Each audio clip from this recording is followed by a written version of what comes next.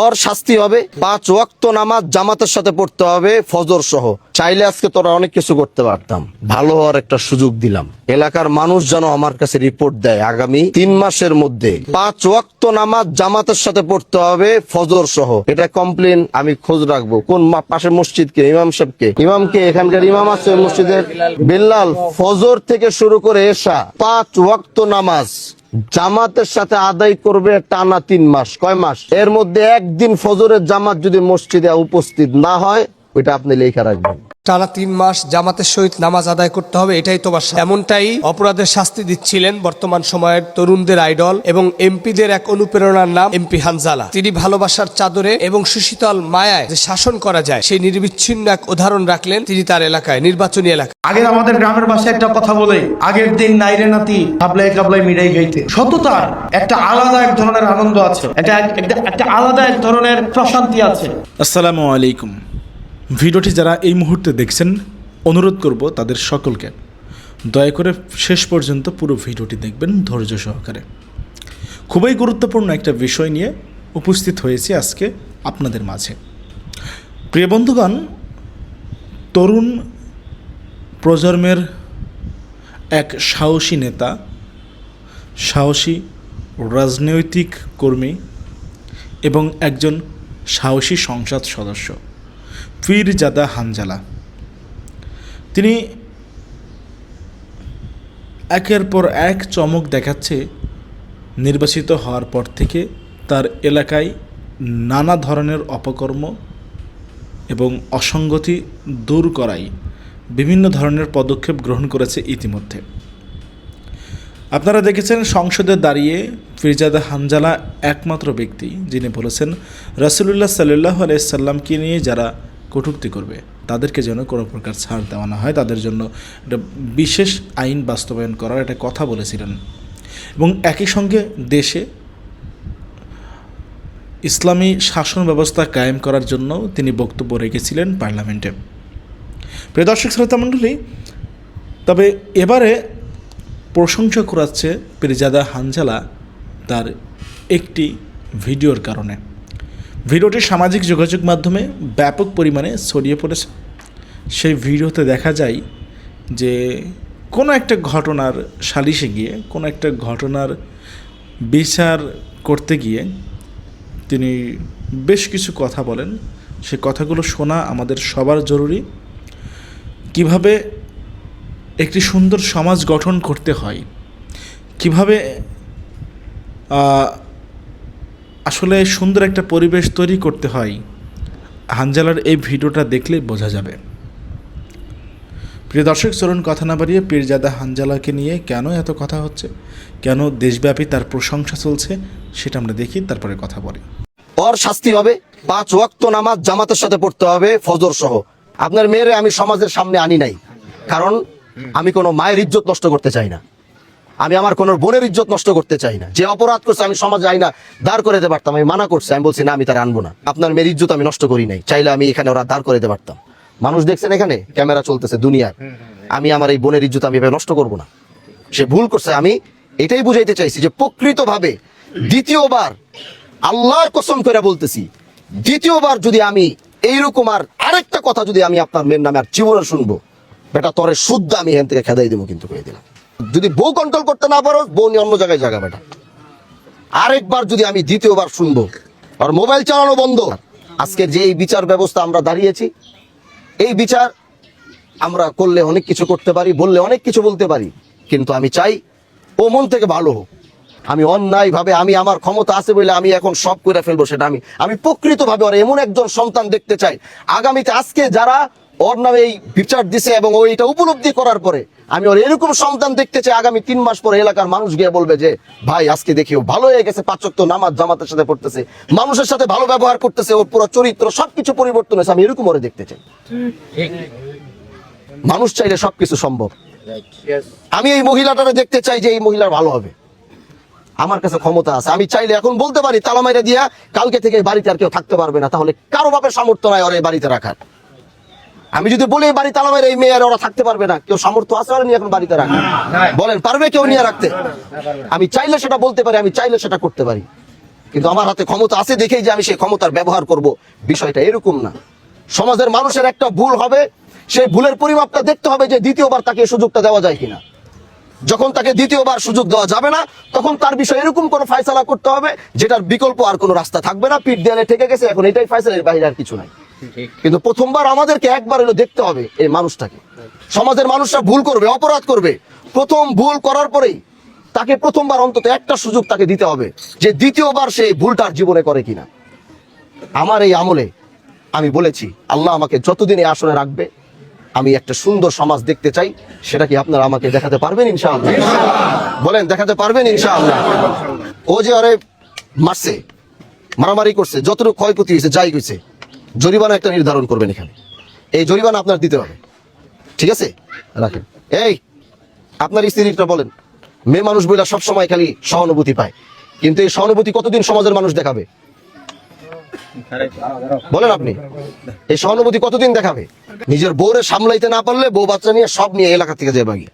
আর যদি দ্বিতীয়বার কোনোদিন আমি শুনবো তোমার এই অপকর্মের কথা, তোমার বউ কারো ফোন দিছে বা তোমার বউ কোনো কিছুর সাথে জড়িত হয়েছে, তাই এলাকা তারা কোনো থাকার কোনো সুযোগ নাই। আর তোমারে কই, চাইলে আজকে তোরা অনেক কিছু করতে পারতাম, ভালো হওয়ার একটা সুযোগ দিলাম। এলাকার মানুষ যেন আমার কাছে রিপোর্ট দেয় আগামী 3 মাসের মধ্যে যে পরিবর্তন হয়েছে। 5 ওয়াক্ত নামাজ জামাতের সাথে পড়তে হবে, ফজর সহ। এটা কমপ্লেন আমি খোঁজ রাখবো। কোন পাশে মসজিদকে, ইমাম সাহেবকে, ইমামকে, এখানকার ইমাম আছে মসজিদের বিল্লাল, ফজর থেকে শুরু করে এশা 5 ওয়াক্ত নামাজ জামাতের সাথে আদায় করবে টানা 3 মাস। কয় মাস?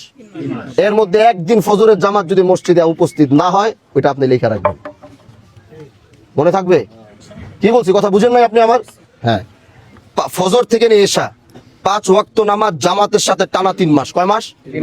টানা 3 মাস। একদিন মিস হবে, একদিনের হাজিরা আমি রাখবো, খবর রাখবো, ওই একদিনের শাস্তি হবে। টানা 3 মাস, মনে থাকবে ইনশাআল্লাহ। ভুল হবে জামাতের সাথে। কি বলছি? ইমাম সাহেব যখন আল্লাহু আকবার তখন গিয়ে ধরতে হবে এবং টানা 3 মাস পড়তে হবে। তারপরে কি করতে হবে এটা আমি দেখবো। শাস্তি আর অনেক বড় হইতো। ভাগ্যি শুক্রিয়া আদায় করেন, 25,000 কইছি, 50,000 কই নেই।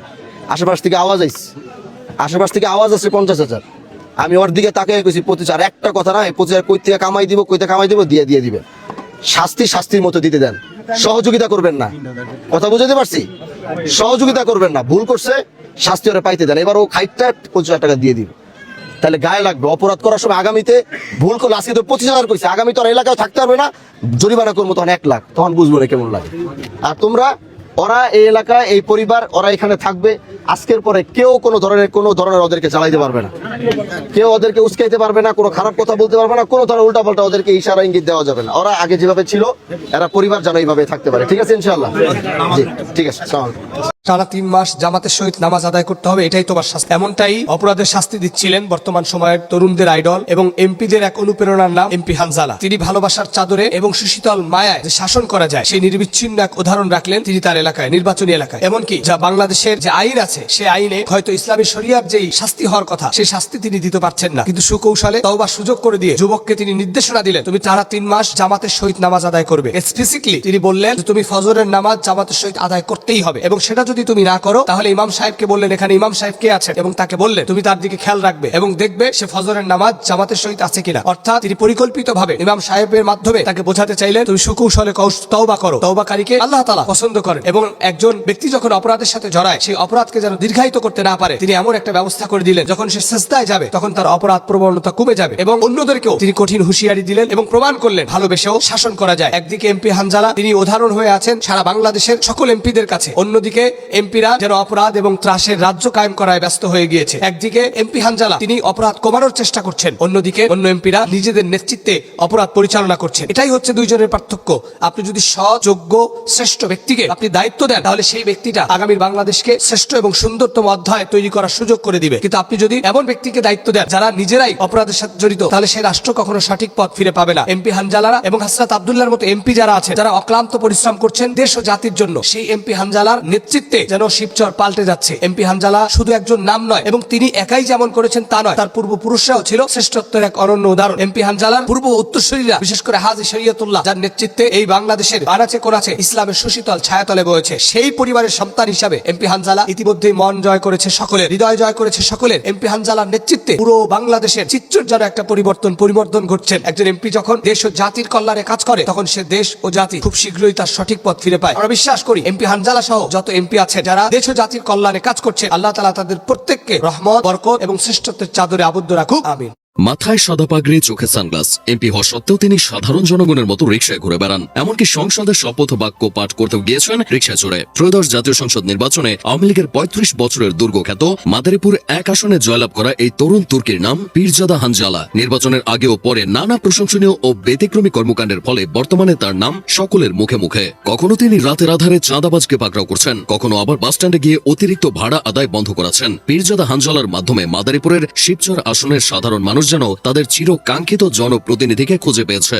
মাত্র ২৯ বছর বয়সী এই নবনির্বাচিত এমপির জন্ম মাদারীপুরের শিবচর উপজেলার পাঁচচর ইউনিয়নের বাহাদুরপুর গ্রামে। তার পুরো নাম হলো সাইদুদ্দিন আহমদ হানজালা, যদিও পীরজাদা হানজালা নামেই সকলে তাকে চেনে। তিনি উপমহাদেশের প্রখ্যাত ইসলামিক ব্যক্তিত্ব ও ব্রিটিশ বিরোধী আন্দোলনের কিংবদন্তি নেতা হাজী শরীয়তুল্লাহর সপ্তম পুরুষ। ব্রিটিশ বিরোধী আন্দোলনের পাশাপাশি নীলকর ও সামন্তবাদ বিরোধী সংগ্রামের অন্যতম পথিকৃৎ ছিলেন হানজালার পূর্বপুরুষ হাজী শরীয়তুল্লাহ। ১৮১৮ থেকে ১৮২০ সালের দিকে তার হাত ধরেই সূচনা হয় ফরাইজি আন্দোলন, যা পরবর্তীতে জমিদার ও ব্রিটিশ নীলকরদের শোষণের বিরুদ্ধে কৃষক শ্রমিকদের শক্তিশালী আর্থসামাজিক ও রাজনৈতিক আন্দোলনের রূপ নেয়। নিজের পূর্বপুরুষের দেখানো পথ অনুসরণ করে পীরজাদা হানজালাও সমাজের ন্যায়, ইনসাফ ও কল্যাণ প্রতিষ্ঠার ব্রত গ্রহণ করেছেন। একজন তরুণ রাজনীতিবিদ হওয়ার পাশাপাশি তিনি এক বিজ্ঞ ইসলামিক পণ্ডিত। এমপির চেয়েও তার বড় পরিচয় হলো তিনি একজন ইমাম ও আলেম। এমনকি এমপি নির্বাচিত হওয়ার পরদিনে তিনি জুমার নামাজে হাজার হাজার মুসল্লির সামনে ইমামতি করেছেন। এবারের সংসদ নির্বাচনে ১০ দলীয় জোটের শরিক দল বাংলাদেশ খেলাফত মজলিস শুধুমাত্র ২টি আসনে প্রার্থী দিয়েছিলেন। এর মধ্যে মাদারীপুর ১ শিবচর আসনে তারা ভরসা রেখেছিল পীরজাদা হানজালার উপর। ভোটের দিন ১০২টি কেন্দ্রের প্রাপ্ত ফলাফল ও পোস্টার ব্যালট মিলিয়ে তার প্রাপ্ত ভোটের পরিমাণ দাঁড়ায় ৬৪,৯০৯। বিপরীতে তার নিকটস্থ প্রতিদ্বন্দ্বী বিএনপির নাদিরা আক্তার মিঠু চৌধুরী পেয়েছেন ৬৪,৫২৪ ভোট, অর্থাৎ স্রেফ ৩৮৫ ভোটের বিনিময়ে শিবচর হতে সংসদের টিকিট পেয়েছেন পীরজাদা হানজালা। মূলত ৫ই আগস্ট পরবর্তী সময়ে তিনি নিজ এলাকার মাদক কারবারি, নদী থেকে অবৈধভাবে বালু উত্তোলনকারী ও অন্যের জমি আত্মসাৎকারীদের বিরুদ্ধে কঠোর ব্যবস্থা নেন, যা স্থানীয় জনগণের কাছে তার গ্রহণযোগ্যতাকে কয়েক গুণ বাড়িয়ে দেয়। সেই সাথে হাজী শরীয়তুল্লাহর বংশধর হিসেবেও শিবচরে মানুষের কাছে পীরজাদা হানজালার আলাদা এক সফট কর্নার রয়েছে, যা তাকে নির্বাচনে জিততে সহায়তা করেছে। তবে সংসদ সদস্য হয়েও তরুণ এই রাজনীতিবিদ রয়ে গিয়েছেন জনতার কাতারে। নির্বাচনে জয়ের পর রিকশায় চড়ে নিজ এলাকার সাধারণ মানুষের সাথে তার কুশল বিনিময়ের ছবি ও ভিডিও সামাজিক যোগাযোগ মাধ্যমে ভাইরাল হয়। সেই সাথে এমপি নির্বাচিত হয়েই মাদকের বিরুদ্ধে যুদ্ধ ঘোষণা করেন তিনি। স্পষ্ট কণ্ঠে জানান দেন যে আগামীর শিবচরে কোনো মাদক ব্যবসায়ী থাকবে না। নিজ আসনে অনিয়ম ও দুর্নীতির লাগাম টানতে সরেজমিনে তিনি হাজির হচ্ছেন সব জায়গায়। হাজী শরীয়তুল্লাহর যোগ্য বংশধর হিসেবে ইতোমধ্যে নিজেকে শতভাগ প্রমাণ করেছেন পীরজাদা হানজালা। সামনের দিনগুলোতেও হয়তো সংসদে তার কণ্ঠে ন্যায়, ইনসাফ ও নৈতিকতার বাণী ফুটে উঠবে। দুর্নীতিমুক্ত ও প্রগতিশীল বাংলাদেশ বিনির্মাণে তরুণ ও ধর্মভীরু নেতৃত্ব ঠিক কতটা জরুরি তা পীরজাদা হানজালাকে দেখলেই বোঝা যায়। আগে আমাদের গ্রামের ভাষায় একটা কথা বলে, আগের দিন নাইরে নাতি খাবলায় খাবলায় মিড়াই গাইতে। সততার একটা আলাদা এক ধরনের আনন্দ আছে, একটা আলাদা এক ধরনের প্রশান্তি আছে। কম খাবেন, কম করবেন, কিন্তু মেরুদণ্ড সোজা রাখার এক ধরনের অন্যরকম একটা আনন্দ আছে, মাহাত্ম আছে, ঔদার্য আছে। কারো কাছে বিভেদ পর্দা দেওয়া লাগে না। অনেকেই বলে বাংলাদেশ নিয়ে হতাশ, কিন্তু আমি আশাবাদী। সে হয়তো ওই ছেলেটা হয়তো এনসিপি করবে না, প্রয়োজন নাই। সে বাংলাদেশটা পছন্দ করলেই হয়েছে, সে বাংলাদেশ পন্থা হইলেই হয়েছে। আমাদের বাংলাদেশটাকে ভালোবাসতে হবে। এই বর্ডারের ভিতরে যে ল্যান্ড, এই ল্যান্ডকে আমাদেরকে ধারণ করতে হবে, ওন করতে হবে। আমাদের দেশটাতে বিদেশের সেবাগুলোকে আমাদের আনতে হবে। আমাদের জন্য বিদেশি গিয়ে চিকিৎসা নিতে না হয়, আমাদের এই জন্য বিদেশের সেবাগুলোকে দেশে আমাদেরকে বানাইতে হবে। আমাদের সন্তানদেরকে যেন বিদেশে পাঠাইতে না হয় পড়াশোনার জন্য। বিদেশের যে সেবা, বিদেশের যে আধুনিক প্রযুক্তি, বিদেশের যে স্ট্যান্ডার্ড, সেই স্ট্যান্ডার্ড আমাদেরকে দেশে আনতে হবে। ইনশাআল্লাহ এটা দায়িত্ব আপনাদের তরুণ প্রজন্মকে নিতে হবে। কারণ তরুণ প্রজন্ম আপনারা এখনো মাথা বেচেন নাই, আপনারা মেরুদণ্ড এখনো বেচেন নাই। এবং যখনই দেশের ক্রান্তিকাল আসছে, তরুণরা এবং নারীরা সামনে থেকে নেতৃত্ব দিয়ে বাংলাদেশকে সঠিক পথ দেখাই দিচ্ছে। মুরব্বী যারা আছে তারা অভিজ্ঞ মানুষ, তাদেরকে সম্মান করি, তাদের অভিজ্ঞতা নিয়ে আমরা চলবো, কিন্তু আমাদের পথটা আমাদেরকে চলতে হবে। সেজন্য আপনারা যারা আছে তরুণ প্রজন্ম, স্কুল কলেজের বাচ্চারা, স্কুল কলেজের ভাইরা, আপনারা যারা স্কুল ড্রেস পরে আসছেন, মনে রাখবেন স্কুল ড্রেস পোড়া পান, এই স্কুল ড্রেসটাই হচ্ছে ভবিষ্যৎ বাংলাদেশ। অতীতের বাংলাদেশকেও পরিবর্তন করেছে, ভবিষ্যতের বাংলাদেশকেও পরিবর্তন করবে। আগে দেখা যেত বাপ সিদ্ধান্ত নিয়ে দিত কোন দলে ভোট দিবে, কোন দল সাপোর্ট করবে, দিত না? এখন দেখা যায় পোলা পাইন বাপরে খাতা কলমে বুঝায় কেন বিএনপির ভোট দিবা বা দিবা না, কেন জামাতকে ভোট দিবা বা দিবা না, কেন বর্তমানে এনসিপি কে সবাই সমর্থন করা উচিত, এগুলা বাপমা বুঝায়, পোলা পাইন বুঝায় না বাপমারে? দেখবেন প্রত্যেক ঘরে ঘরে দেখবেন মেয়েটা, ছেলেটা এবং মাটা এনসিপির সমর্থক। রেজিস্টার্ড না হইলেও দেখবেন আমাদের কিনে গালাগালি করলে ওরা খেপে যায়। ফলাইন মানুষে না, এটা একটা ভুল করতেই পারে। তোমরা মতো না, তোমরা দেখছি তো আজকে কত বছর ধরে কি করছো দেশটা। বাকুলা পায় না, ওই যে মুরব্বী দেয়, মুরব্বীর মাথা লাগে, কারণ বেড়ায় আছে করে ঝামেলা। এরকম অনেক হয়েছে, বউ বলে দিছে এই 11 দলের জনকে ভোট না দিলে বাঁচানতাম না, কারণ বেড়ায় আরেক দল করে, বেড়ায় হচ্ছে সিপার, বেড়ায় গড়ে এলো অশান্তি, ফোনাফাইন ধরে ভোট দেওয়ার জন্য, মাইনে ধরে ভোট দেওয়ার জন্য, বাট নিজে করে এক পার্টি ফরো গায়ে ঠিক আছে দেমু, বাইরে কইও না, আমি তো একটা দল করি। এরকম হয়েছে না আবার? যে ঘরের অলরেডি সন্তানটা, আমাদের প্রজন্মটা, আমাদের সমর্থক, ইনশাল্লাহ ভবিষ্যৎ বাংলাদেশটা আমাদের নেতৃত্বে আমরা করে উঠবো ইনশাল্লাহ। আমাদের ভুল থাকবে, আমরা ভুল করব, আমাদের অভিজ্ঞতা কম, আপনাদের অভিজ্ঞতা বেশি, আমাদেরকে বলবেন এটা করা উচিত, এটা করা উচিত না, আমরা বাসা থেকে ধরে উঠাই নিয়ে আসবো না। আমাদের সমালোচনা করলে বাসায় পুলিশ পাঠাবো না। গত 1.5 বছর 2টা বছর যে যত গালাগালি করছে, যা করছে, বলতে পারবেন না কেউ কখনো একটা মামলা দেওয়া, কোনো কিছু করা আজকে পর্যন্ত কখনো এটার প্রতিবাদ করেছে। এটা আমরা দেখতে পাচ্ছি আবার আগের মতো, হাসিনার সময়ের মতো ফেসবুকে সমালোচনা করলেও বাসায় পুলিশ পাঠিয়ে উঠে নিয়ে আসে। আমরা এমন বাংলাদেশ আর চাই না। মনে রাখতে হবে ক্ষমতার মালিক কিন্তু জনতা। যারা সংসদে, আমরা হচ্ছে গোলাম, আমরা হচ্ছে কামলা। আগামী 5 বছর করে ভোট দিলে নাই। এখন পুলিশের গাড়ি সামনে থাকে, সময় পরিবর্তন হইলে পুলিশের গাড়ি হয়তো পিছনে থাকবে। যখন পুলিশের গাড়িটা পিছনে, তখন আপনি বাংলাদেশে থাকেন কিনা সেটা হচ্ছে মূল বিষয়। পুলিশের গাড়ি সামনে নিয়ে অনেক বড় বড় নেতা অনেক বড় বড় জায়গায় গত 40 বছর 50 বছর ধরে দেখছি পুলিশের গাড়ি সামনে থাকলে দেশে থাকে, আর পুলিশের গাড়িটা যখন পিছনে চলে যায় তখন আর দেশে থাকে না। আমাদের এখন পুলিশের গাড়ি পিছনে নিয়ে আমাদেরকে রাজনীতি করতে হয়, কারণ কখন যে এসে ধরে বসে।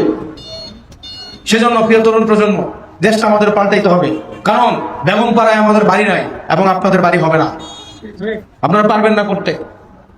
কারণ আগে আমাদের গ্রামের ভাষায় একটা কথা বলে, আগের দিন নাইরে নাতি খাবলায় খাবলায় মিঠাই খাইতে, চাইলেও আর চুরিদারি এখন আর সম্ভব না।